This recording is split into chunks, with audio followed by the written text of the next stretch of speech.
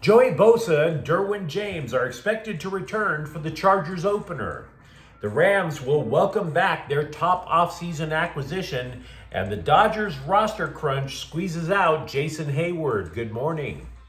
I'm James. This is your daily dose of sports and snark for the greatest sports city in the world, Los Angeles.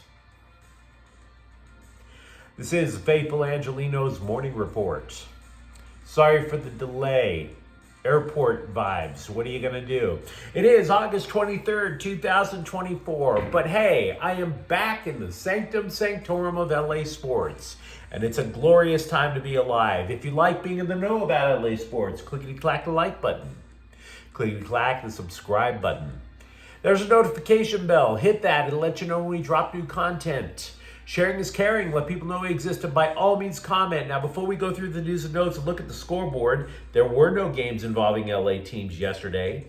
Meanwhile, today, Tampon Bay is at the Dodgers at 7. And yes, I called them Tampon Bay. Why? Have you been to that stadium? Disgusting. Bobby Miller is 1-3 with an 8.02 ERA. Tyler Alexander is 5-3 with a 5.17 ERA. The Sparks are at Washington at 4:30. The Sparks hope to strengthen their grip on the WNBA's worst record. So good luck, ladies. Failure awaits. And let's get to the news. The LA Times is reporting that both Joey Bosa and Derwin James, two foundational pieces for their defense, should be ready for the season opener in a couple of weeks against the Raiders. Now, Bosa hasn't even practiced since August 4th with an apparent injury to the hand or the wrist. And the Chargers, for reasons unknown, have decided to give rationale unknown as to what Bosa's injury is. We don't even know what led James to the sideline over the last couple of weeks. Now, having said that, it's very difficult to underestimate, or to understate, I should say, just how important both players are. Now, look, the Chargers have in the past been able to cobble together a pass rush when Bosa has been injured before, because they have Khalil Mack as a bookend for Bosa on the other side, for example. Last year, when Bosa got injured, and yes, Bosa gets injured a lot, Tuli Tuipulotu filled in quite nicely as a rookie. 2 years before that, they were able to figure it out as well. But Bosa is a 4-time Pro Bowler with 67 career sacks. In other words, even though Bosa gets injured, when he's on the field, he can still get you about 10 sacks a year. What would he provide you if he was able to play an entire season, for Pete's sakes? And James is the anchor of the defensive backfield. So, yeah, there's no two ways around it. The Chargers are getting healthy just in time because they don't want to fall behind Kansas City at all. Kansas City could boat race this division again. Now, we will try to do a Chargers season preview in a week and a half, maybe 2 weeks, because you never know with the rosters going in flux. There's going to be a number of players cut. There will be roster changes across the league. But in a general sense of things, I want to give you what I think about the Chargers. I think Jim Harbaugh talks such a big game that the players eventually buy in, even though common sense tells you Harbaugh is full of crap. And I don't mean that as an insult to Jim Harbaugh. Like Tommy Lasorda, okay? And Tommy Lasorda is beloved. I like Tommy Lasorda. I've interviewed Tommy Lasorda a number of times when I was a scribe. And the things that I remember most about Lasorda was not the ranting, was not any number of other things that the scribes kind of jabbed at him. Lasorda would say these cliches over and over and over. A great Dodger in the sky. How much he cherished his players, because without him, he does get nothing in life. And it was trite, and you always wondered, if, as a scribe, you always wondered if he believed what he was selling. And then it occurred to me, it didn't matter if I believed what he was selling.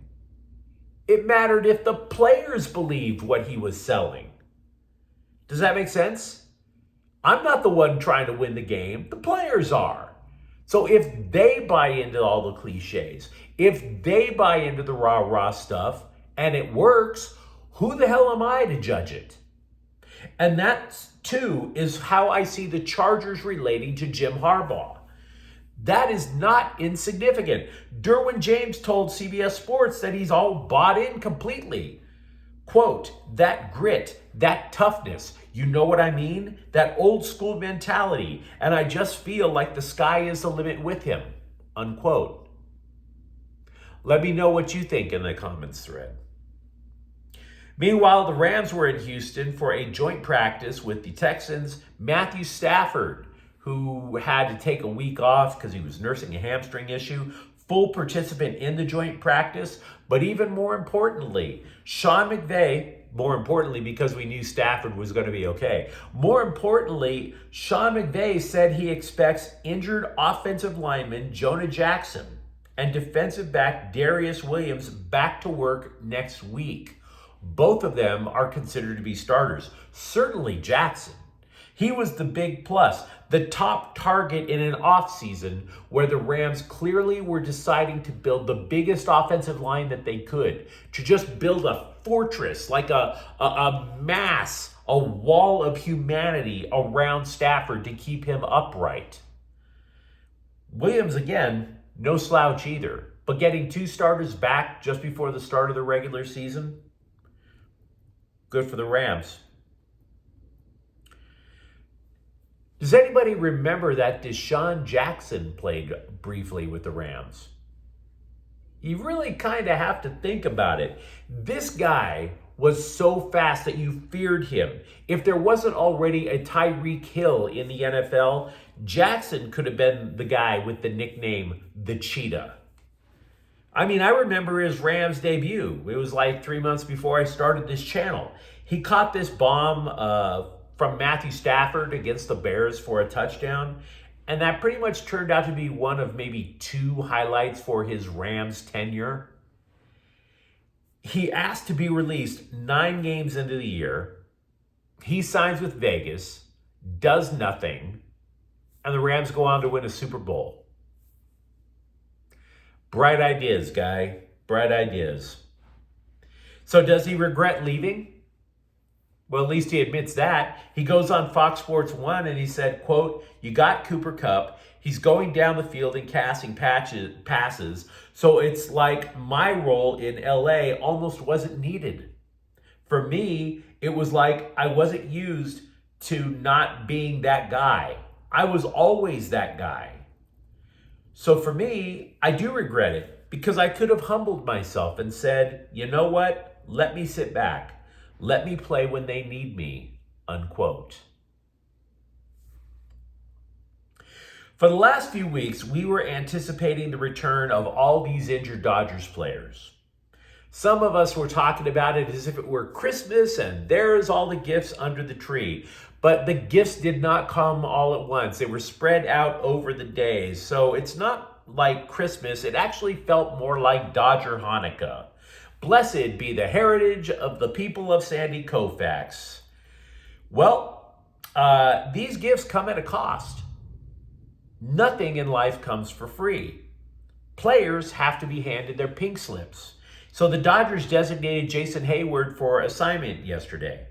And it kind of stings in the sense that he was a good soldier for the Dodgers. He's a 5-time Gold Glove winner, longtime friend of Freddie Freeman. The guy was decent last year, but this season in limited playing time, the dude only had 198 at-bats. The guy only hit 208. And yet Heyward homered in his final Dodgers at-bat. It won the game against Seattle a couple of days ago. Heyward, this might actually anger some of you. Heyward was actually cut so the Dodgers could make room for Chris Taylor to return from the injured list. And the reason it might anger you is because you might be saying to yourself, wait, doesn't Chris Taylor suck even more than Jason Heyward? That's a fair point. Taylor's only hitting 167. Thing is, you can plug Taylor in anywhere. Can't say that with Heyward. He's an outfielder. There's another risk for the Dodgers, though, in cutting Heyward. Kevin Kiermaier is the only left-handed hitter now coming off the bench. So, there's that. One player I think many of us feared would suck when he returned from the injured list was Max Muncy. Only he hasn't. 2 home runs, 6 RBI. The guy single-handedly pulled apart the Mariners' vaunted pitching staff. And the LA Times reported a chiropractic adjustment is what helped Muncy swing a bat pain-free for the first time since May. Now, chiropractors, they do all kinds of crazy things. I haven't had to go to one, but I know people who have. They say sometimes you're in a lot more pain when you leave than when you show up. Muncy said he couldn't describe what the chiropractor did. Quote, I'd show you, but I can't actually physically get my body in that position. It kind of felt like they almost broke my rib, but they didn't, unquote. Well, as long as you got the souvenir bent pen on your way out the door. And welcome back to the lineup.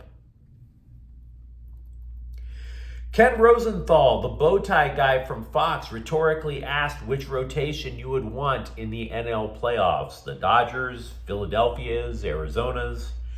He claimed the Dodgers envision a 4-man rotation with Tyler Glasnow, Yoshinobu Yamamoto, who, by the way, would have been a Rookie of the Year candidate if he didn't get injured, Jack Flaherty, and then you're asking Gavin Stone, Clayton Kershaw. Either way, Rosenthal asked the question and didn't answer it. So well done. Look, I like Ken Rosenthal. I actually do. But we love pointing out craptacular journalism even more. If you're going to ask a question, at least make the attempt to answer it, dude. Other than to say the Dodgers are well positioned. And those were 10 minutes of my life that I will never get back. Sometimes you have to tell the scribes the incredibly obvious when you're being interviewed. It's the nature of the job. Not only are you answering the merely obvious, but you also have to answer the questions where you're sitting there and you really want to say, are you effing stupid? So reporters asked USC coach Lincoln Riley if he planned on consulting incoming USC professor Pete Carroll. To which Riley said, quote, Coach has been great to me. We've had a chance to catch up pretty often, check in with each other. He's been a great resource and a great person to be able to pick his brain. He's been very good to me. I'm excited he's going to be here more. We'd be crazy not to take advantage of having him around, unquote. Which, to Riley's credit, is a very nice way of saying, duh. Also with USC, it's really easy to forget that Miller Moss was once a top 100 recruit when he committed to USC. The poor guy had to sit behind a generational talent at quarterback for a couple of years in Caleb Williams.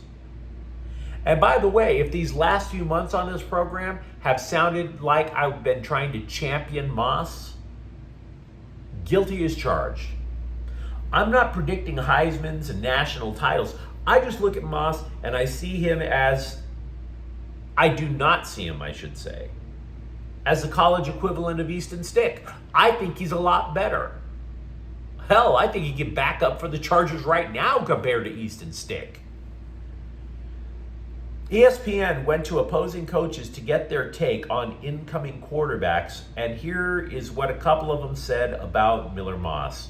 Quote, he's good. I don't know if he's elite. He looks a little undersized, not great mobility, but he's got a good arm.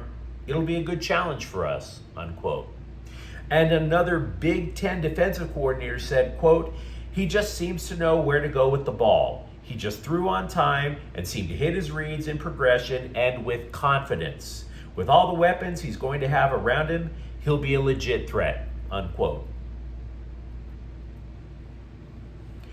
There was ambiguity about who would play quarterback for USC, in the sense that Riley acted as if it were a competition. Riley also never named who the starting running back would be until yesterday. Transfer Woody Marks gets the gig, although that too was seen as a fait accompli. Look, Marks compiled 3,108 yards in his 4 years with Mississippi State, and he's considered an elite receiver. Translation, they kind of look at him as the Trojans did Travis Dye a couple of years ago. The Sparks are a terrible basketball team. If you say otherwise, you're doing it in the hopes to impress Cameron Brink. And it's not going to happen, bro. She doesn't like you. You'd have better luck at the Spearmint Rhino. Coach Kurt Miller is left trying to explain how they've made progress this year in this rebuild, even though they would have to win every remaining game to record more wins than last year. And by the way, last year they stunk too. They were 17-23. Quote, what we've been through adversity-wise these first two seasons, just to see the positivity still around and not be beaten down from it, and trying to have the mindset of the unintended consequence, through our injuries. Other players are going to have great opportunities to carve their own niche out. I can tell you, honestly, not coach talk, I'm really impressed with how they're able to stay focused on the little pieces of building something that we think can happen down the line. Now, the franchise has to be a little patient with us. The fan base has to be a little bit patient with us, unquote. Then he added, please don't fire me. The economy is trash. What are we talking about here? You have 6 wins. Stop it. Stop it. The Sparks have signed role player Stephanie Talbot for 2025. She averages 4 points a game. So, yeah, Sparks play terrible basketball. But let me know what you think in the comments thread. How excited are you as a Chargers or Rams fan to know that the teams are getting healthier right in time for the season? And will you miss Jason Heyward if you're a Dodger fan? And if you enjoyed the content, don't forget to subscribe to Faithful Angelenos. We're talking LA sports every single day here. Thank you for watching. I'm James. We'll be back tomorrow. Faithful Angelenos is a Kian Cortel Queso production. Take care.